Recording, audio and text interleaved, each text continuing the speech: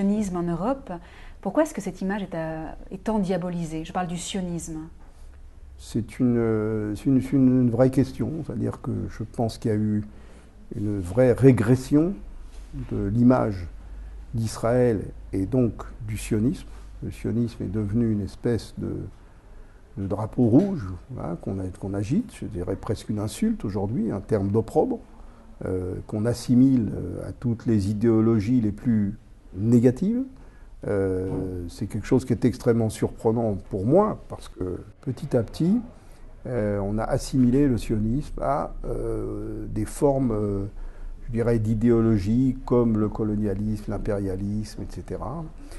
Sous l'effet de plusieurs phénomènes qui se sont déroulés, notamment dans le monde occidental, c'est-à-dire que l'alliance d'Israël avec les pays européens occidentaux et notamment les États-Unis, a fait que Israël s'est trouvé accusé de tous les maux dont on accusait les États-Unis, même si ce n'est pas nous qui avons fait la guerre au Vietnam, et même si Israël n'est pas, mais Israël est quelque part l'allié de l'Occident, et donc porte sur lui la responsabilité de certains maux qui ont existé en Occident.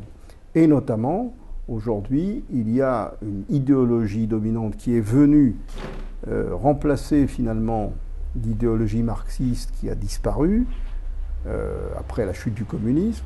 C'est une idéologie qui est à la fois un mélange entre le postcolonialisme, le tiers-mondisme et l'islam.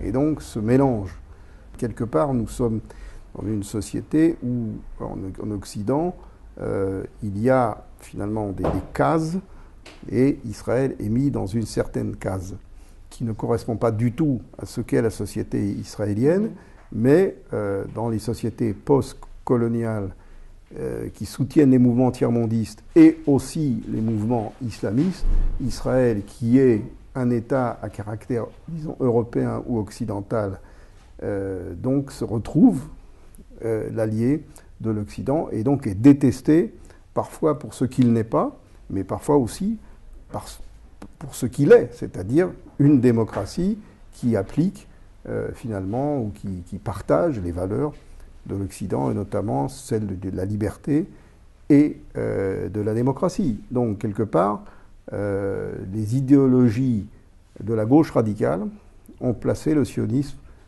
sur le même plan que l'impérialisme et le colonialisme.